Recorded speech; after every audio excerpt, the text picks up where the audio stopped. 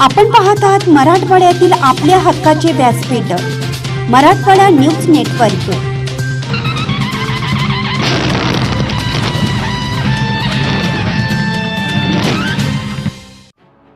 अखंड हरिनाम सप्ताहाची सांगता श्री भास्कर महाराज सांडोळकर यांच्या काल्याच्या कीर्तनाने दिनांक 29 डिसेंबर 2025 वार सोमवार रोजी उदगीर येथील MIDC लोणी अंतर्गत प्रति पंढरपूर समजल्या जाणारे मठसंस्थान श्री गुरु हरिभक्तपरायण ब्रह्मनिष्ठ वैकुंठवासी विठ्ठल महाराज सांडोळकर यांचा समाधी सोहळा व अखंड हरिनाम सप्ताह 2025च्या सप्ताहाची सांगता श्री हरिभक्तपरायण भास्कर महाराज सांडोळकर यांच्या काल्याच्या कीर्तनाने झाली।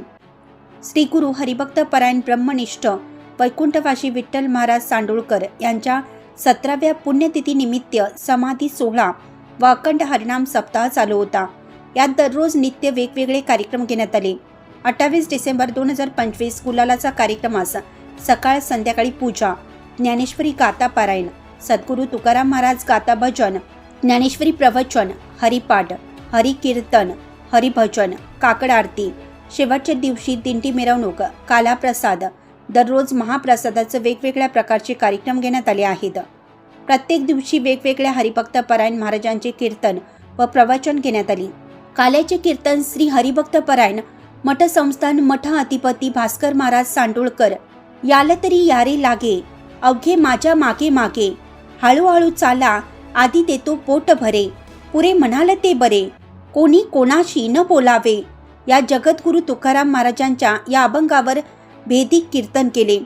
एवढे प्रेम भक्तांनी बाबांवर ठेवले आहे की या मठाला येणारे भक्तगण हीच आमची प्रॉपर्टी आहे। बाबा विठ्ठल महाराज सांडोळकर यांचा आशीर्वाद तुमच्या डोक्यावर आहे।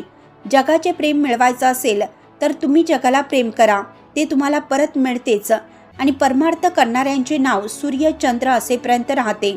हा सोहळा स्वर्गीय नाही। एकमेकावर प्रेम करा, एकमेकांचा द्वेष करू नका, कोणाची वाईट चिंतू नका, गोरगरिबांची मदत करावी, जो संकटात आहे त्याला संकटातून बाहेर काढावे। देव तुम्हाला कुठलेही संकट येऊ देणार नाही। आपण दुसऱ्याला प्रेम दिलं तर ते 10 पटीने आपल्याला मिळतं आणि आपला परिसर, आपला राज्य, आपला देश सुदृढ होऊन जातो। शिक्षणापासून कोणी वंचित राहू नये, प्रत्येकाने चांगले वागलं पाहिजे असं आपले कीर्तनातून श्री हरिभक्तपरायण मठाधिपती भास्कर महाराज सांडोळकर यांनी आपल्या कीर्तनातून सांगितलं। एक आनंदमय स्वर्गीय नाही असा सोहळा रंगला होता। महाराष्ट्र, कर्नाटक, आंध्र, तेलंगणा, मध्य प्रदेश, बिहार, राजस्थान या राज्यातील भक्तगण, गायनाचार्य, मृदंगाचार्य, वीणा, पेटीवादक, चोपदार अनेक महाराजांची उपस्थिती होती। तसेच या सर्व कार्यक्रमाचा व महाप्रसादाचा लाभ हजारो भाविक भक्तांनी दररोज घेतला। मठ प्रांगणात यात्राही भरलेली होती। अनेकांनी आपली वेगवेगळी दुकाने थाटली होती। या कार्यक्रमास अनेकांनी सहकार्य केलं। तसेच लोणी, हकनकवाडी, सांडोळ, डोंगर शेळके, उदगीर व सोमनाथपूर जवळच्या गावातील भाविक भक्तांनी परिश्रम घेऊन हा कार्यक्रम यशस्वी केला। सर्वांचं श्रद्धास्थान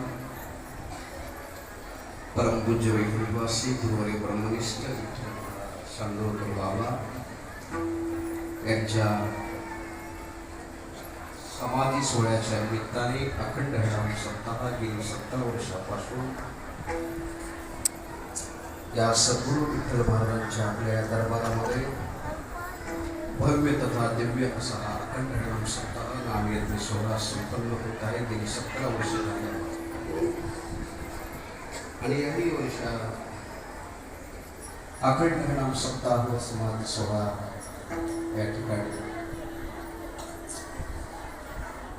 महाराष्ट्र, कर्नाटक, तेलंगणा आणि आंध्र याच्या 4ही राज्यातून आलेल्या सर्व भाविक भक्तांना, बाबांच्या सद्गुरूंच्या सर्व शिष्यमंडळ परिवारांना, सर्व भाविक भक्तांना माझ्या समोर बसलेले असतील, बाहेर महाद्वाराच्या पडणामध्ये बसले असतील, आजूबाजूला कोणी बसले असतील, आज एवढ्या कीर्तनामध्ये मी दिसत नाही म्हणून स्क्रीनची सेवा केली का म्हणून बऱ्याचशा भाविकांना आतमध्ये येता येत नाही, म्हणून याच्यासाठी आपण स्क्रीनची व्यवस्था केली। आज जमलेल्या सर्व भावी भक्तांना, श्रद्धेमंडळीला, मातापित्याला, मुलींना, सर्वांना, बाबांच्या शिष्यांना, सद्भक्तांना सद्गुरू विठ्ठल महाराजांचा तुम्हाला कोटी कोटी शुभ आशीर्वाद.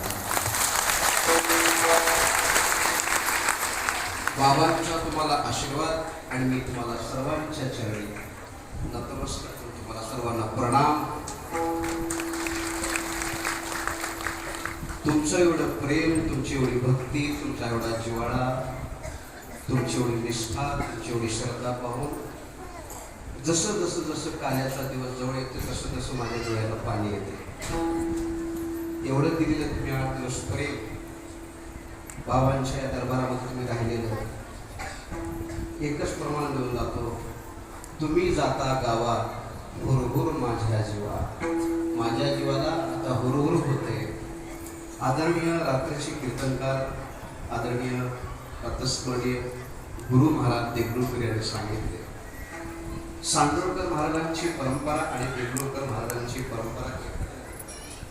देगलूरकर महाराज रात्री आमच्याही मठामध्ये ज्यावेळेस उत्सव होता, रात्री ऐकले तुम्ही, आमच्याही मठात ज्यावेळेस उत्सव होता, कीर्तन होतात, भजन होतात, प्रवचन होतात आणि समारोपाचं कीर्तन झाल्यानंतर, काला कीर्तन झाल्यानंतर ज्यावेळेस आपल्याकडे आलेली मठामध्ये जी भक्त मंडळी, शिष्य मंडळ असतात, 8 दिवस जे प्रेम लिहिलं असतं आणि काल्याचं कीर्तन झाल्यानंतर सर्व भोर भोर भोर भोर पाखरं पक्षी उडून गेलेले जातात.